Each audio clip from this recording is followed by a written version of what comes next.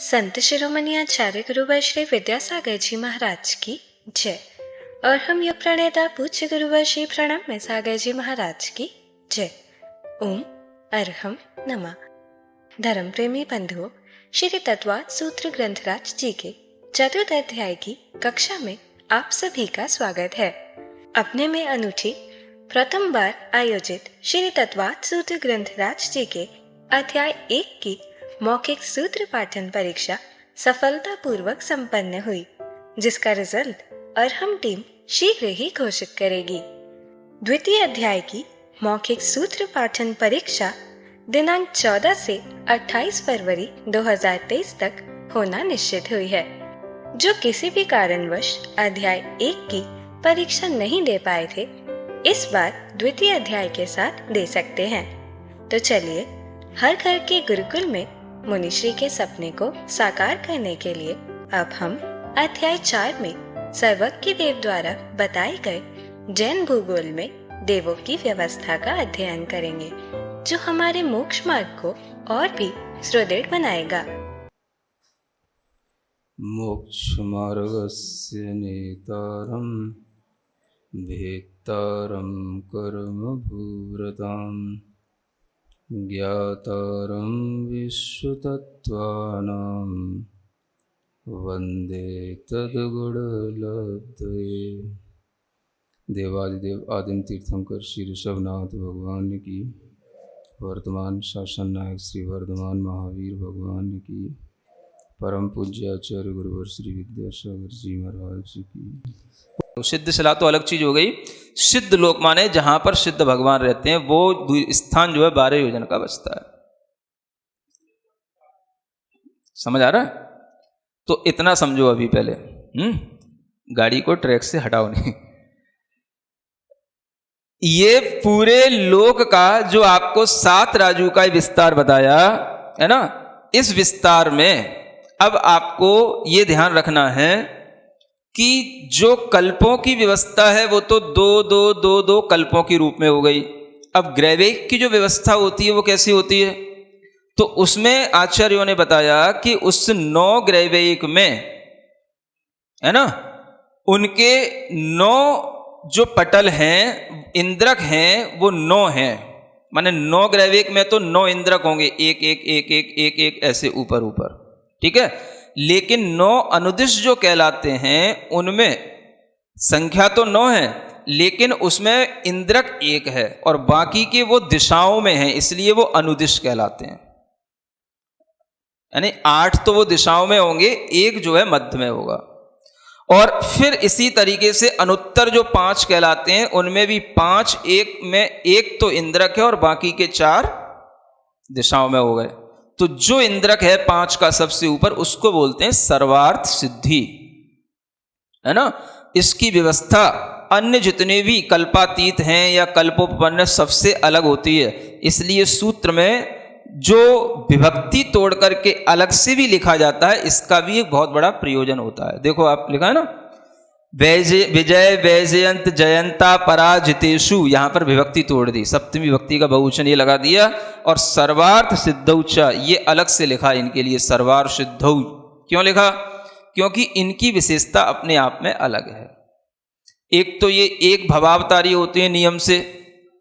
दूसरी बात, इस सर्वार्थ सिद्धि में जगन्य और उत्कृष्ट आयु नहीं होती है, एक ही आयु होती है, 33 सागर, द लास्ट, बस। समझ आ रहा है? तो इस विशेषता के कारण से इनको अलग से सर्वार्थ सिद्धौच ऐसा कह करके लिखा है। तो ये विशेषताएं होती हैं, इसलिए सूत्र में हर एक तरीके से जिसका नाम भी लिया जा रहा है, उसका कहाँ से क्या अलग डिफरेंस आ जाता है, इस बात को विभक्ति के अनुसार देख करके तोड़ करके बताया जाता है। समझ में आ रहा है? अब आप ये समझें, हमने जो अभी इंद्रक विमान बताए थे, वो इंद्रक ये समझो कि वो पटलों के बीचों बीच में एक इंद्रक विमान होते हैं। अब हम एक पटल शब्द को आपके सामने रख रहे हैं। पटल, पटल माने विमान नहीं, हाँ, सतह है। जैसे आपके लिए ये बिल्डिंगें बनती हैं, तो उस बिल्डिंग में छत होती है, फिर उसके ऊपर की बिल्डिंग पर अलग छत होती है, ऐसे इसको बोलेंगे पटल। समझ आ रहा है ना? 1 तल्ला 2 तल्ला, हाँ, तो 1 तल्ला की बिल्डिंग होगी तो 1 पटल हो गया, ठीक है। फिर उसके ऊपर की छत वो दूसरा पटल हो गया, हाँ, सुन रहे हो ना? तो इस तरह के पटलों की व्यवस्था से आपको भी कुछ समझ में आएगा। टोटल जो हैं सभी वैमानिकों के 63 पटल होते हैं। कितने? 63, है ना? कैसे होते हैं इसको भी आप जोड़ सकते हो, देख सकते हो। सबसे पहला जो सौधर्म ऐसान नाम का जो स्वर्ग है, इसमें 31 पटल हैं। कितने पटल हैं? 31, है ना? अब इन 31 पटलों में पहला जो पटल होगा उसके बीचों बीच में जो इंद्रक विमान है उसका नाम है ऋजु विमान। क्या है उसका नाम? ऋजु विमान। और जो उसका नाम होगा वही उसके इंद्रक का नाम होगा, है ना? वो पटल और वही पटल का जो मुख्य इंद्रक विमान है वही उसका नाम होगा, वही पटल का नाम होगा। तो मतलब 31 पटल हैं इसमें। सबसे ज्यादा पटल इसी में है। सबसे बड़ी मल्टी स्टोरेज बिल्डिंग सौधर्म ऐसान स्वर्ग वाले इन देवों की है। समझ आ रहा है? सबसे ज्यादा देवों का रहना इसी में होता है, ठीक है। ये 31 पटल इसमें हो गए। माने ये जो 1.5 राजू आपको बताया था कुछ कम, उसमें ये 31वां पटल का अंत हो जाएगा 1.5 राजू पे, ये समझ लेना, ठीक है ना। फिर वहां से असंख्यात करोड़ योजन छोड़कर फिर सानत कुमार महेंद्र ये स्वर्ग के पटल प्रारंभ होंगे और इसमें 7 पटल होते हैं। कितने? 7 पटल आएंगे। ये 1.5 राजू में पूरे ये होंगे, ठीक है ना। फिर इसके बाद में ब्रह्मोत्तर, इसके कितने पटल हैं? 4 पटल होते हैं। कितने? लांतव कापिष्ठ, इसके होते हैं 2 पटल। शुक्र महाशुक्र, इसके होते हैं 1 पटल। फिर उसके बाद में सतार सहस्रार, इसका भी 1 पटल।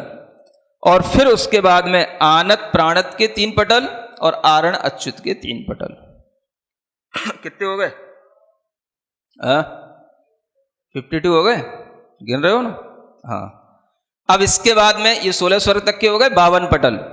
इसके बाद में 9 ग्रहवेग के 9 ग्रहवेग के 9 और फिर उस 9 अनुदिश का 1 और 5 अनुत्तर का 1, तो ये कितने हो गए? 11। ये ऊपर हो गए और 52 ये हो गए। 52 और 11 कितने हो गए? 63 ये हो गए, ठीक है ना। ऐसे 63 पटलों की व्यवस्था बनी हुई है, ठीक है ना। अब देखो इसमें अलग अलग जो स्वर्ग हैं सौधर्म और ऐशान, इसमें जो विमानों की संख्या है वो भी अलग अलग होती है। सौधर्म स्वर्ग के 32 लाख विमान हैं। कितने? और ऐसान कल्प के या ऐसान स्वर्ग के 28 लाख विमान हैं, ठीक है ना। ये भी गिनते जाना। फिर सानत कुमार कल्प के 12 लाख विमान हैं, महेंद्र कल्प के 9 लाख विमान हैं, ठीक है। फिर उसके बाद में क्या बचा? ब्रह्मोत्तर, है ना। इनके 4 लाख विमान हैं। कितने हो गए? यहां तक लाख की संख्या हो गई। सुनते जाना, आपको बहुत अच्छा रिजल्ट देंगे आगे चल के। कितने हो गए ये? 84 लाख। नहीं हो गए? 85 कैसे हो गए? 12 8 12 9 जोड़ लिए तो 12 8 कर लेना, है ना। 12 8 माने सानत कुमार के 12, महेंद्र के 8 और लांतव कापिष्ट के 4। ऐसे करके कितने हो गए? ये 84 लाख हो गए। अब आगे बढ़ते हैं, कहां तक हो गया? ब्रह्मोत्तर इसके आगे लांतव कापिष्ठ का, इनके 50,000 विमान है ना। फिर आगे शुक्र महाशुक्र आएगा, उसके 40,000, और सतार सहस्रार आएगा, इनके 6,000। ये कितने हो गए हैं? क्यों भाई कम क्यों कर रहे हो?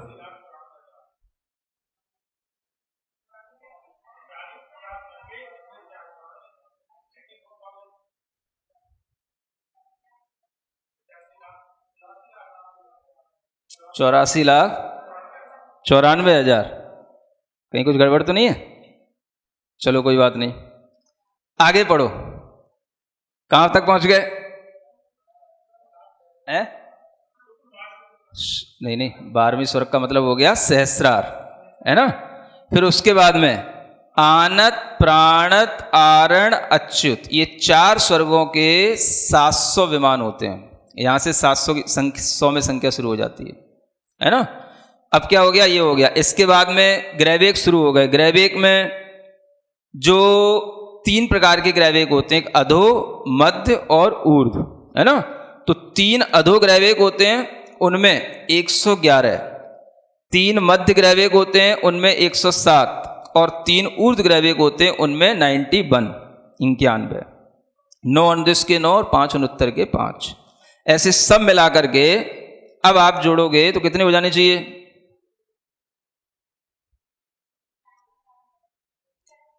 चौरासी लाख तो पूरे एक तरफ रखे ही हैं? कितने? 95,000 नहीं, ज्यादा होना चाहिए, 97,000 टोटल आना चाहिए। हाँ सब जोड़ो, 97,023। ये फिक्स संख्या है। अगर इसमें कहीं कोई गड़बड़ हुई हो तो फिर आपको जहाँ 50 है वहाँ कुछ 52 वगैरह कुछ करना पड़ेगा अगर कहीं गड़बड़ हो तो, और नहीं है तो ये संख्या तो फिक्स रखनी पड़ेगी। समझ आ रहा है? हाँ, तो कहीं ना कहीं अंतर जो आता है वो कुछ जो है कहीं ना कहीं गड़बड़ हो जाती, तभी अंतर आता है। तो जो आप सुनते हो ना, वैमानिक देवों के जो अकृत्रिम जिनालय हैं वो कितने होते हैं? वो इतने ही होते हैं जितने ये वैमानिक देवों के विमानों की ये संख्या है। हर एक विमान में एक एक अकृत्रिम जिनालय हैं, इसलिए इतने ही अकृत्रिम जिन मंदिर हो गए, मैं ये बताना चाह रहा था, है ना। तो लगभग 84,97,023 विमान ये सब आ जाते हैं। कहीं कुछ कम ज़्यादा हो तो अपने गणित से मिला लेना।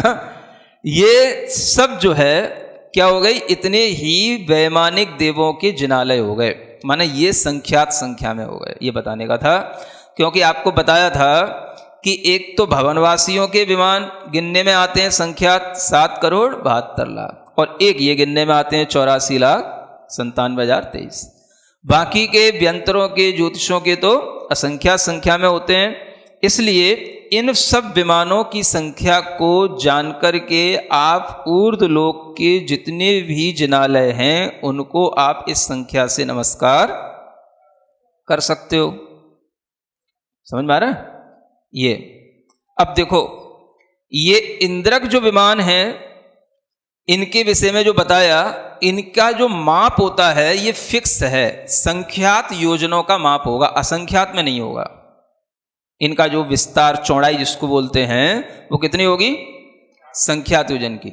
और यही जो इंद्रक हैं, प्रत्येक पटल के इंद्रक जो हैं वो इंद्रक सब एक लाइन में होंगे। इसी अपेक्षा से ये ऊपरी ऊपरी कहे गए हैं, है ना। बाकी तो सब बिखरे तुखरे भी हो सकते हैं अलग अलग। तो इंद्रक जो सब विमान हैं वो सब संख्यात योजनों के होते हैं। बच्चे जो श्रेणीबद्ध हैं वो असंख्यात योजन विस्तार वाले होते हैं, और जो प्रकीर्णक होते हैं उनमें कुछ संख्यात योजन वाले भी होते हैं, कुछ असंख्यात योजन विस्तार वाले भी होते हैं। ठीक है ना। अब इनमें आपने ये देखा होगा कि ये 16 तो स्वर्ग हो रहे हैं, कल्पवासी जिन्हें बोलते हैं या कल्पोपपन्न होते हैं। लेकिन ऊपर एक सूत्र आया था 3 नंबर का, तो उसमें भेद बताए थे। तो वैमानिक देवों के केवल 12 भेद बताए थे। वो 12 भेद हमने आपसे उस समय पर कहा था कि ये इंद्रों की अपेक्षा से हैं। किसकी अपेक्षा से? मतलब 16 तो स्वर्ग हैं और इंद्र कितने हैं? 12 हैं। ये ध्यान में रखना। त्रय पंडिती आदि ग्रंथ में 12 ही उन्होंने स्वर्ग भी माने हैं, ऐसा भी मतांतर आता है। लेकिन मुख्य रूप से इस तत्वार सूत्र की परंपरा के अनुसार 16 स्वर्ग हैं, लेकिन इंद्र जो हैं वो, तो इंद्रों की व्यवस्था में भी सौधर्म, ईशान, सानत कुमार और महेंद्र, ये तो 4 इंद्र, ठीक है, ठीक है, ये सभी अपने अपने में एक एक इंद्र हैं, तो ये 4 इंद्र हो गए। आगे के 2-2 का एक एक इंद्र माना जाता है।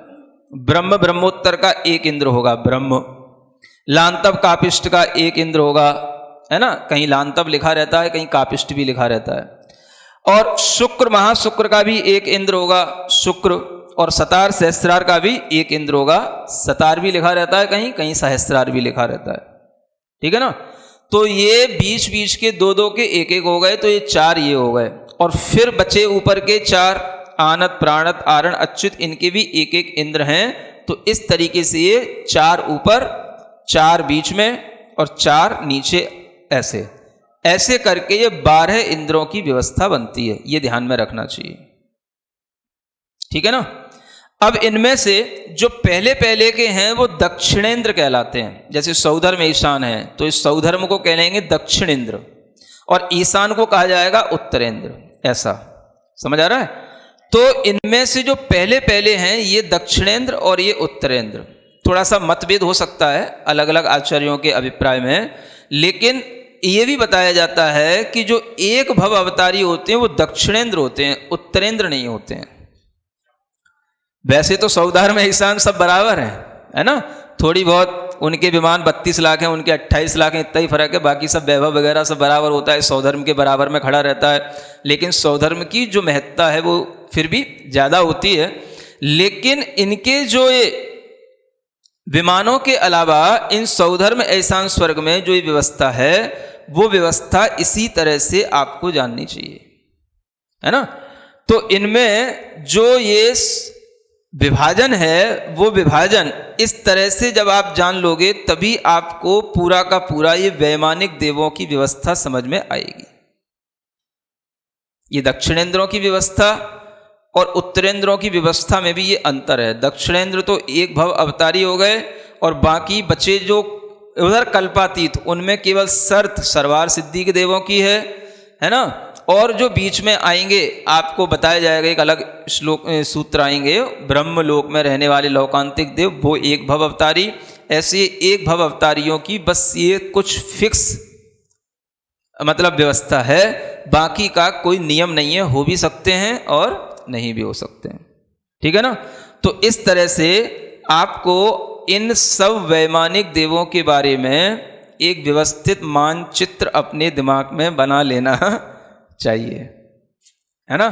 कितना कितना राजू ऊपर चलने के बाद 7 राजू के ऊपर, 7 राजू में जो है ये पूरा का पूरा ऊर्ध्वलोक समाया हुआ है, और अंत में जाकर के बस 12 योजन बचा रहता है, वो खाली है, उसी में जो है सिद्ध शिला और सिद्धलोक हो जाता है। बस इतना सा जो है सर्वार सिद्धि के ऊपर स्थान बचता है, बाकी का सब स्थान संसारी जीवों ने घेर रखा है ना। संसारी जीवों ने बाकी सब स्थान घेर रखा है ना। और केवल जो थोड़ा सा स्थान बचा है वो सिद्ध भगवानों के लिए वो थोड़ा सा स्थान है, और वही उसी में सब समाये रहते हैं। एक माई अनंत राज्य, एक माई अनंत राज्य, है ना। तो देखो आप कि इस तरह से इस संसार की पूरी व्यवस्था हमें समझ में आती है। अब इन देवों की जो विशेषताएं हैं वो आगे के सूत्रों के माध्यम से बाद में बताई जाएंगी। ओम अरहम नमः। तो चलिए आज की कक्षा का एक क्विक रिवीजन कर लेते हैं। हमने जाना कि कल्पवासी कल्पोपन्न देवों के सभी विमान कुल 63 पटलों में अवस्थित हैं। सौधर्म ईशान स्वर्ग में 31 पटल हैं, जो बाकी सबसे ज्यादा हैं। सबसे ज्यादा देव भी यही रहते हैं। पहले पटल के बीचों बीच में ऋजु इंद्र विमान होता है। सानत कुमार महेंद्र स्वर्ग में 7 पटल हैं।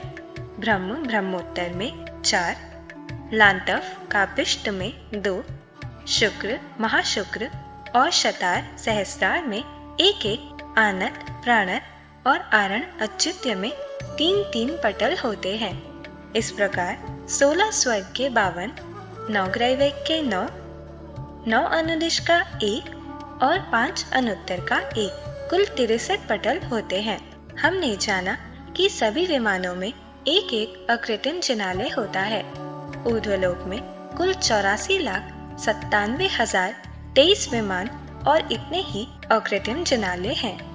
सौधर्म स्वर्ग के 32 लाख, ईशान स्वर्ग के 28 लाख, सानत कुमार के 12 लाख, माहिंद्र स्वर्ग के 8 लाख, ब्रह्मोत्तर के 4 लाख, लांतव कापिष्ट के 50,000, शुक्र महाशुक्र के 40,000, शतार सहस्रार के 6,000, आनत प्राणत और आरण अच्युत के 700, 3 अधोग्रैविक के 111, 3 मध्य ग्रैविक के 107, 3 ऊर्ध्व ग्रैविक के 51, 9 अनुदिश के 9 और 5 अनुत्तर के 5।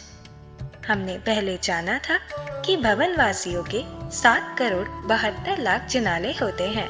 व्यंतरों और ज्योतिषियों के असंख्यात होते हैं। इंद्र विमान संख्यात योजन के होते हैं और सभी एक लाइन में ऊपर ऊपर होते हैं। श्रेणीबद्ध विमान असंख्यात योजन विस्तार के होते हैं और प्रकीर्णक विमान कुछ संख्यात योजन और कुछ असंख्यात योजन विस्तार वाले होते हैं। हमने जाना कि कल्पवासी या कल्पोपन्न देव 16 स्वर्ग तक होते हैं, लेकिन सूत्र 3 के अनुसार वैमानिक देवों के इंद्रों की अपेक्षा से केवल 12 भेद होते हैं, यानी 16 स्वर्ग में इंद्र 12 ही होते हैं। तुल्योय परिणति आदि ग्रंथ में भी 12 ही स्वर्ग माने हैं, लेकिन तत्वार्थ सूत्र की परंपरा के अनुसार 16 स्वर्ग और 12 इंद्र होते हैं। सौधर्म, ऐशान और सानत कुमार माहिंद्र में प्रत्येक का 1-1, ब्रह्मोत्तर में 1, लांतव कापिष्ट में 1, शुक्र महाशुक्र में 1, शतार सहस्रार में 1 इंद्र, आणत प्राणत और आरण अच्युत में प्रत्येक में 1-1 इंद्र होगा। स्वर्गों के नाम के जोड़े में जो पहले आते हैं उनके इंद्र को दक्षिणेंद्र कहते हैं और दूसरे को उत्तरेंद्र। जैसे सौधर्म ऐशान में सौधर्म दक्षिणेंद्र और ऐशान उत्तरेंद्र। अलग अलग आचार्यों के अभिप्रायों से दक्षिणेंद्र और उत्तरेंद्र में मतभेद भी हो सकते हैं। सभी दक्षिणेंद्र एक भवतारी होते हैं, उत्तरेंद्र नहीं। सौधर्म ऐशान इंद्र का वैभव वगैरह बराबर होता है, लेकिन सौधर्म की महत्ता ज्यादा होती है। ब्रह्मलोक में रहने वाले लौकांतिक देव एक भवतारी होते हैं। अंत में 12 योजन के बाद सिद्ध लोक है, उसी में सिद्ध शिला होती है। 3 लोक का बाकी सब स्थान संसारी जीवों ने घेर रखा है। तो चलिए अब हम सभी चिन्वाणी स्तुति करते हैं और तत्पश्चात समय होगा आज के सवाल का। सिरिजिणवाणी जग कल्याणी जग जन मदतम मोहरी जनमण हारी गढ़हर हारी जम जरा भव रोग हरि तिथ्य राणम दिव्य झुणिम जो पड़ई सुणई मय्ये धारई राणम सौख मणंतम धरिय सासद मोक्ष पदम पावई सासद मोक्ष पदम पावई। अब समय है आज के प्रतियोगिता प्रश्न में भाग लेकर आकर्षक पुरस्कार जीतने का। आप अपने फोन को QR कोड स्कैन करने के लिए तैयार रखें या लिंक पर जाएं। आप अपना उत्तर चुनकर हमें कल दोपहर 2 बजे तक भेज सकते हैं। 3 भाग्यशाली विजेताओं को मिलेंगे आकर्षक पुरस्कार। विजेताओं के नाम इसी कार्यक्रम श्रृंखला में हर रविवार को घोषित किए जाएंगे। साथ ही सभी प्रश्नों के सही उत्तर भी बताए जाएंगे। आज का सवाल है, किसके 2 पटल होते हैं? ब्रह्मोत्तर, शतार सहस्रार, लांतव कापिष्ट, आनत प्राणत। अध्याय 4 की कक्षा 17 के आज के सवाल का सही उत्तर है 1। अगर आप किसी कारणवश कोड को स्कैन ना कर पाए हो तो आप क्लास की वेबसाइट पर जाकर उन्हें अटेम्प्ट कर सकते हैं या दिए गए लिंक और QR कोड को स्कैन कर सकते हैं।